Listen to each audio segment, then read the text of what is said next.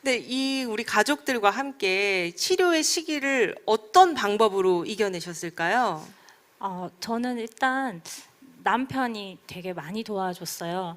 암 진단 받고 집에 와서 저는 정말 그냥 멍하니 슬퍼만 하고 있을 때 남편은 밤마다 공부를 막 하더라고요. 막 인터넷 뒤져보고 또 유방암 환우 카페에 들어가서 막 뭘 알아보고 조사를 막 하더니 그 한 끼 야채라는 걸 만들어줬어요. 그러니까 방울토마토, 뭐 마늘, 당근, 브로콜리, 파프리카 이렇게 5가지가 들어가는 야채인데 이제 그걸 만들어서 매일매일 먹을 수 있게 몇 끼마다 먹을 수 있게 그렇게 만들어줬거든요.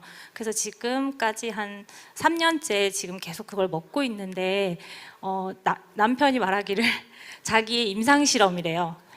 이 임상인데 지금 3년째 성공하고 있다고. 그래서 자기는 꼭 이거를 성공할 거라고 그러면서 이제 매일 만들어줘서 저는 이제 그 한 끼 식단이라고 해서 이렇게 매일 이제 내가 먹는 식단을 찍어서 유방암 환우 카페에도 이제 공유를 하고 또 제 개인 SNS에서 공유를 해서 많은 분들이 도움이 된다고 하시더라고요. 예, 그래서 그것 때문에 지금까지도 내가 건강한 게 아닌가 해서 남편한테 많이 고맙게 생각합니다. 남편분과 여기 혜정님과 약간 비슷한 점이 있는 것 같아요. 굉장히 엄격하게, 예, 독하게 이제 관리를 해주시는데, 윤주님은 혜정님과 같이 치료의 시기를 보내면서 이제 아까 운동으로 이겨내셨다 그랬잖아요. 좀 재밌는 에피소드가 있을 것 같아요, 이번에. 제가 이번 딱 했을 때 데이터가 있잖아요. 이제 저는 입원을 워낙 많이 했으니까 이쯤 되면 이것을 먹어도 되겠다. 이쯤 되면 뭘 해도 되겠다. 거의 의사 선생님한테 물어보지도 않고 미음 다음에 죽 나오고 밥이 나오잖아요. 그러면 맛있는 걸 먹어도 된다라는 게 그 기억 속에 스쳐 지나갔어요. 그래서 언니한테 입맛도 없고 병원밥 맛 없다. 핫도그 좀 사달라. 그래서 언니가 지하에 내려가서 언니는 이제 기분이 너무 좋은 거예요. 얘가 먹을 수 있는 게 생겼어. 내가 해줄 수 있는 게 생겼어. 막 이러면서 신나게 지하에 내려가서 핫도그를 사갖고 왔고 그걸 먹고 제가 15일 동안 금식을 했거든요. 아까 15일 동안 아무것도 네. 못 먹었다는 게 그 전에 핫도그가 있었어요. 그래서 교수님께서 얘 누가 핫도그 줬냐고 누구냐고 막 이랬었는데 제가 아무것도 모르고 그렇게 당하니까 장마비가 너무 세게 온 거예요. 원래는 먹으면 안 됐고 이때 가스가 안 나와야 되는 시점에 왠지 모르게 얘가 갑자기 활동을 해서 가스가 나온 건데 전 몰랐죠. 그래서 장마비가 와서 그때 진짜 길었어요. 왜냐면 이 장마비는 언제 끝날지 모르는 싸움이잖아요. 그냥 물만 먹어도 토할 것 같고 배가 너무 아프고 물을 딱 마시면 이 안으로 들어가는 경로대로 배가 아프더라고요. 너무 아파서 죽겠다 했는데 선생님한테 이거 어떻게 해야 되냐, 걷는 것밖에 방법이 없다. 그래서 다행히 언니가 만약에 엄마한테 되게 죄송한 말이지만 엄마였다면 싫다고 했을 거예요. 걷자 그러면 윤주야 나가서 걷자. 싫어 라고 했겠지만 언니잖아요. 언니가 힘든 걸음해서 저한테 왔는데 나가서 걷자 싫어하면 그건 또 도리가 아닌 것 같아서 한 번, 두 번, 세 번 걷기 시작했더니 조금씩 좋아지더라고요. 그래서 지금까지도 제가 지금 수술하고 4개월이 됐는데 처음에는 저희 집에서 정말 바로 5분 거리에 있는 마트만 갔다 하고 식은땀이 막 줄줄 흘렀었는데 요즘은 제가 얼마 전에 갓바이 완등에 성공했습니다. 이렇게 계속 네, 계속 걸었더니 또 조금씩 늘어나는데 근데 그게 만약에 옆에서 같이 해주지 않았다면 제가 의지가 되게 약하거든요. 저 혼자만의 의지로는 안 됐을 것 같은데 옆에서 보고 그래 또 내가 한번 일어나야지. 그래 저 사람이 나를 위해 저렇게 하는데 내가 한 번 더 일어나야지. 이렇게 서로 도와주면서 지금까지 온 것 같아요. 정말 너무 대단하신 것 같아요. 그리고 그 아팠던 얘기들이 이제 지금이야 웃으면서 이야기를 하겠지만 얼마나 힘든 시간이셨겠어요. 가족과 함께 이렇게 힘든 시기를 보냈지만 또 때로는 함께 해서 어려운 경우도 있을 것 같아요. 네, 윤주님 혹시 어려웠던 점 있어요? 사촌 언니랑 함께 하면서? 언니랑은 어려웠던 게 없어요. 왜냐면 언니도 이미 시행착오를 굉장히 많이 겪은 분이고 저도 엄마랑 시행착오를 굉장히 많이 겪었고 사실 엄마랑은 지금도 시행착오를 겪고 있는 것 같긴 한데 그러니까 그런 점이 있죠. 저는 먹고 싶은 게 많고 부모님은 맞고 싶은 게 많고 그래서 이걸 나는 먹어야겠다. 나는 그걸 안 먹여야겠다. 서로 그런 게 좀 있었고 그리고 옛날에 학교 다닐 때도 그랬는데 아 공부하려 그러면 꼭 들어와서 왜 공부 안 하냐 너 내일 시험인데 왜 공부 안 해라고 했던 것처럼 저는 분명히 러닝을 하러 나갈 건데 운동하러 나갈 건데 들어와서 걸어야 된다. 네가 살 수 있는 방법은 걷는 것밖에 없다라고 얘기를 하면 안 걷는다. 나는 지금부터 누워 있을 거다. 옷 주섬주섬 있다가도 다시 벗고 나는 지금부터 눕는다. 아프다. 이렇게 계속 됐었거든요. 그러니까 그 서로의 타이밍도 안 맞았고 괜히 엇나가려고 하고 근데 지금 와서 생각해 보니까 그냥 저도 힘들고 엄마도 힘든데 서로한테 어깃장을 놨던 것 같아요. 엄마도 마찬가지고 저도 마찬가지고 근데 그게 지금은 엄마 마음이 이해는 가지만 근데 서로의 대화가 진짜 중요한 것 같아요. 아까 우리 선생님께서도 이야기를 해야 되고 저도 이야기를 되게 못했거든요. 내가 지금 아프고 내가 지금 힘들고 이런 거에 대해서 엄마랑 충분히 대화가 없다 보니까 나중에는 서로 오해만 커지고 그 갈등만 계속 깊어지는 거예요. 한마디만 해도 오해가 되고 싸우고 너는 왜 나한테 그렇게 말해? 저도 엄마 왜 나한테 그래? 엄마가 나보다 힘들어. 엄마가 힘들 수도 있는데 그러니까 서로 막 전화하고 끊고 싸우고 이게 거의 한 5, 6년 반복되다가 요즘 그나마 조금 엄마 쪽에서 많이 내려놓으셨어요. 그래서 지금은 사이가 다시 좋아졌는데 그런 대화의 시간을 되게 많이 겹치지 않으면 걱정이 되는 마음, 패기치고 싶지 않은 마음 이게 상충이 돼서 많이 힘든 시간을 많이 보냈어요. 저도.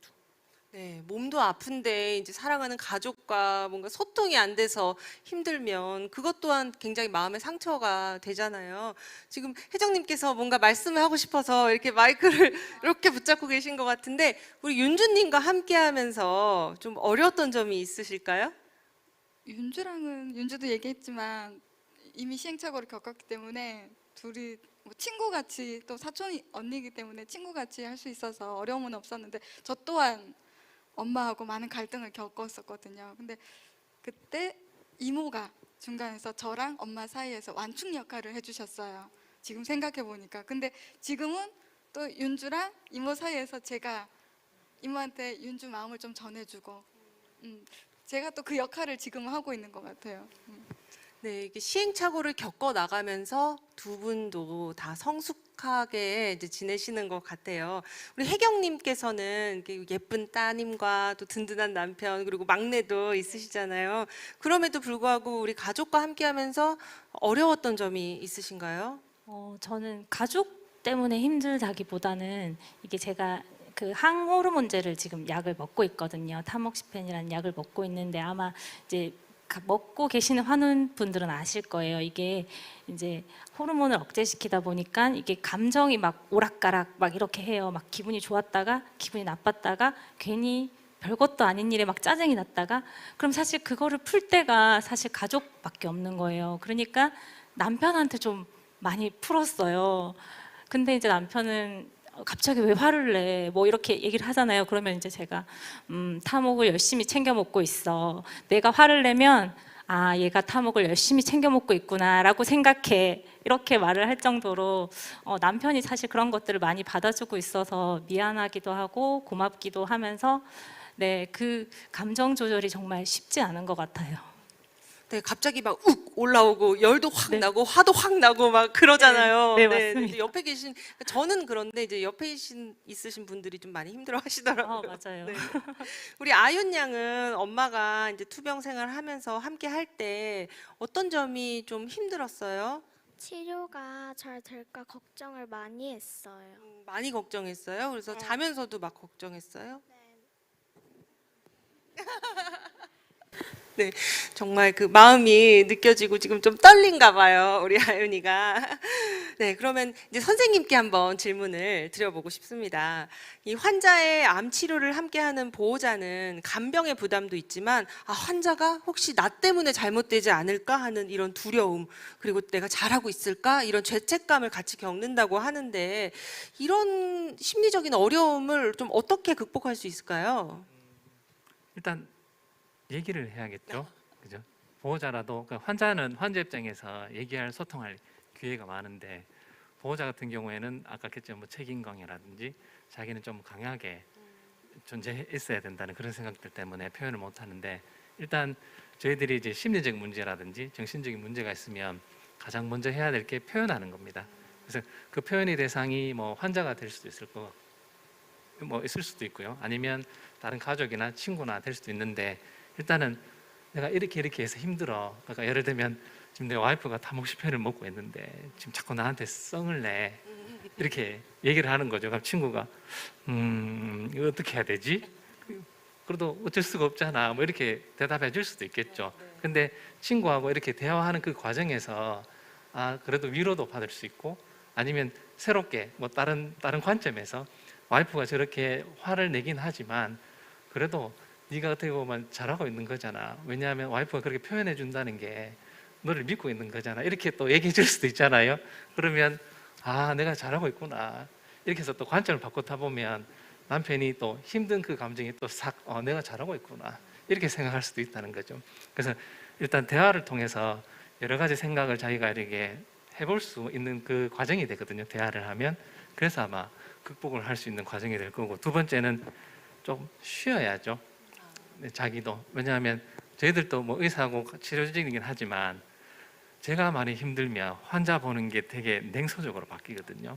아마 경험 하실 거예요. 이게 번아웃의 증상 중에 하나인데 만약 제가 환자한테 보는 게 힘들지 않아도 다른 일 때문에 힘들 수도 있거든요. 힘들게 되면 되게 냉소적으로 바뀌는 경우를 저는 직접 느낍니다.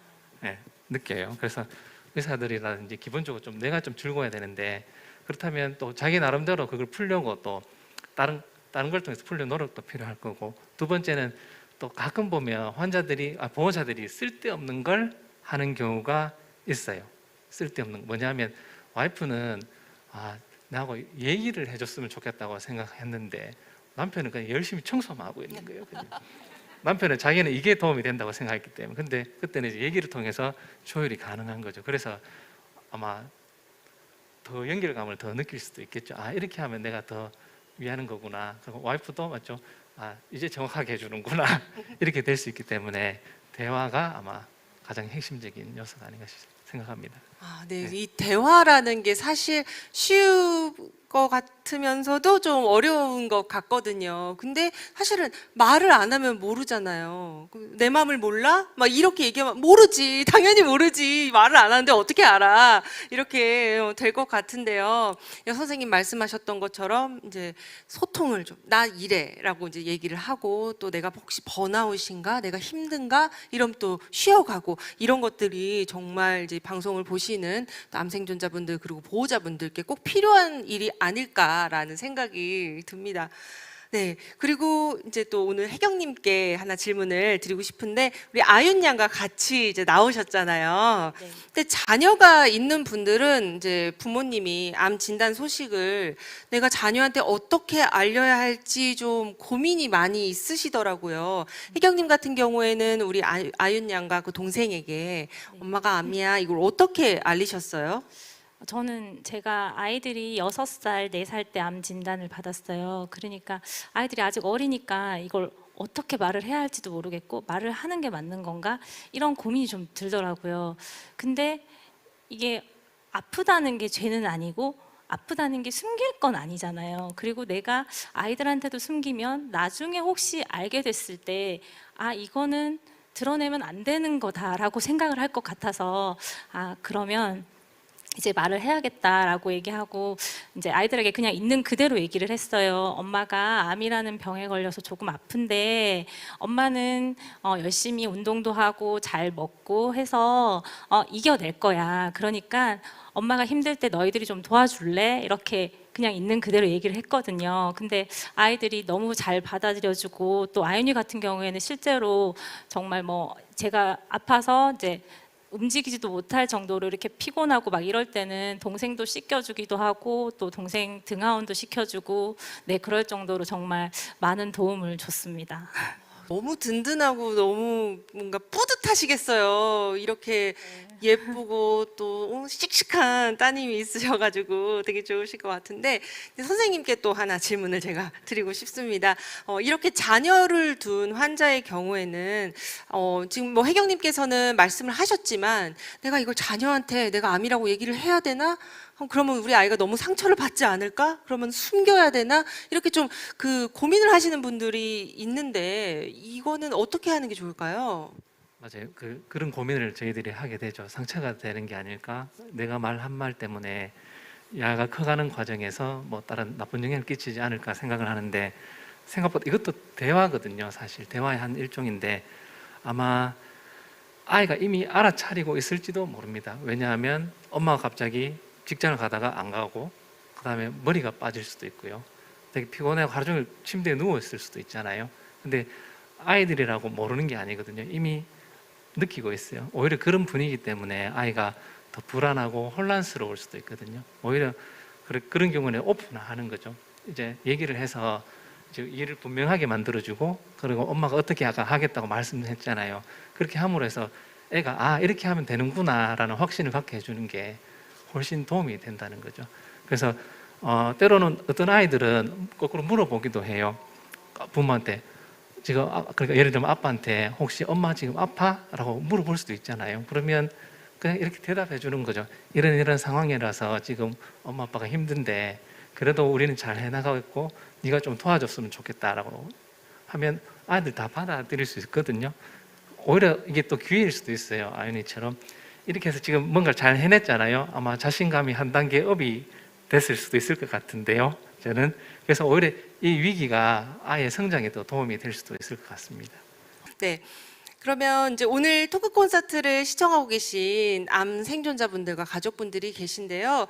여러분들처럼 내가 어떻게 하면 이분들처럼 암을 잘 극복해낼 수 있을까? 내가 과연 할 수 있을까? 이런 생각하고 계신 분들이 많을 것 같은데 좀 어떤 마음가짐을 가지면 여러분들처럼 이렇게 잘 이겨낼 수 있을까요? 사실 마음가짐에서 제일 중요한 거는 받아들여야 되는 것 같아요. 내가 암이고 나는 현재 아프고 난 현재 지금 상태가 좋지 않다라는 것을 받아들이지 않으면 결국에는 갉아먹는 건 저 자신이더라고요. 저도 마찬가지로 전 벌써 10년이 됐으니까 이제는 받아들였죠. 처음에 4년 6개월 만에 제가 재발을 했었거든요. 그러니까 5년 완치 앞두고 그때 진짜 많이 무너졌어요. 왜냐면 저는 받아들이지 않았거든요. 제가 아픈 걸. 오진이겠지. 그렇게 다 항암 치료까지 다 끝내놓고서도 오진일 거야. 난 아니야. 난 아니야. 난 아니야. 계속 그랬었거든요. 근데 그게 재발을 하고 나서 받아들이니까 그 전보다 훨씬 편안하더라고요. 제가 유튜브를 시작하게 된 것도 사실 시작한 거는 친구가 하자 해서 시작한 거지만 하고 나서 되게 놀랐던 게 뭐냐면 제가 암밍아웃이라고 이제 암인 걸 밖으로 꺼내는데 8년이 걸렸어요. 제 주변 사람들이 이제 정말 친한 친구들은 알았죠. 그러니까 일 같이 하시는 분들이랑은. 근데 그 외에는 아무한테도 안 알렸던 이유가 몰랐으면 했어요. 왜냐면 그냥 주변에 내 이야기가 오르내리는 것도 싫고 그랬었는데 근데 결국 그거를 드러내고 내가 받아들이고 드러냈더니 훨씬 편안하더라고요. 거짓말을 하진 않았지만 어쨌든 더 당당하게 이야기를 해도 되고 그리고 괜히 숨기지 않아도 되고 더 나를 오픈해도 되고 이제 그러한 과정들이 결국에는 누가 해줄 수 있는 것도 아니고 저 혼자서 계속 고민하고 생각하고 이걸 어떻게 나는 표현을 해야 되나 뭐 저 같은 경우에는 관심 받는 거 되게 좋아하는 관종이기 때문에 유튜브를 한 거예요. 그게 저한테 되게 큰 도움이 됐어요. 누가 관심을 가져주고 괜찮냐고 물어봐주고 막 재발해서 병원 간다고 하니까 막 댓글 이만큼 달리고 읽어보면서 그래 이거 이겨내야지 이런 스타일인데 근데 또 저 같은 스타일이 아니면 이게 또 스트레스로 다가올 수도 있겠죠.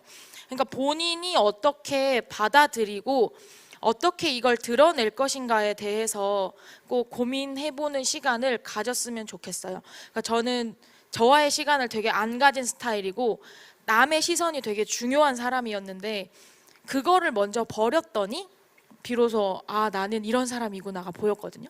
그래서 그런 나와의 시간을 많이 가지는 게 중요할 것 같습니다. 네.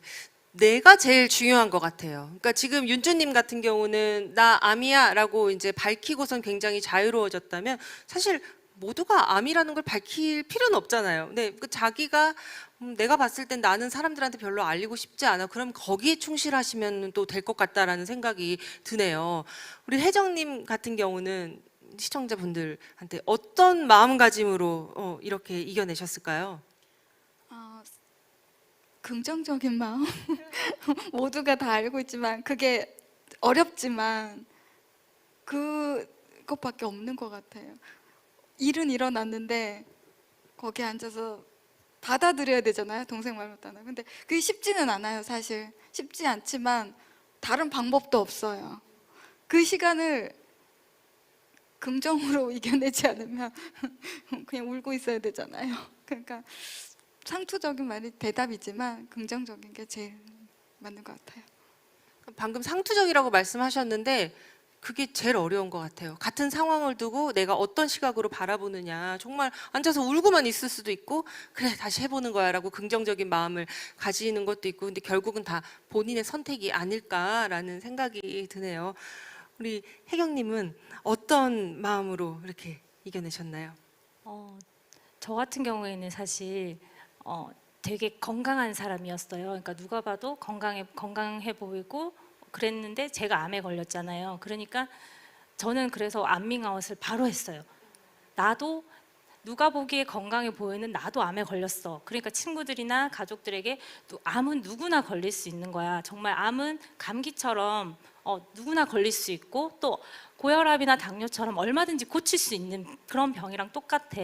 이제 이런 취지로 저는 암밍아웃을 바로 했고요. 그리고 사실 이게 암이라는 게 뭐 완치 뭐 이런 게 있지만 언제 끝날지 모르는 싸움이잖아요. 근데 이 싸움에서 내가 처음부터 너무 지쳐버리면 안 되니까 저는 그 유방암 카페에서 이미 이긴 싸움이라는 아이디로 이제 활동을 하고 있는데 제가 세우는 모토가 이거예요. 우리는 지금 이미 이긴 싸움을 하고 있다. 의학 기술은 계속 좋아지고 있고 그리고 좋은 약은 계속 나오고 있으니까 우리는 버티기만 하면 된다. 우리는 이미 이긴 싸움이다. 약간 이런 말들을 이제 하고 있거든요. 그래서 다른 암 환우분들도 우리가 지금 하고 있는 이 싸움들이 이길 수 있는 싸움이니까 조금 더 힘을 내셨으면 좋겠습니다. 네.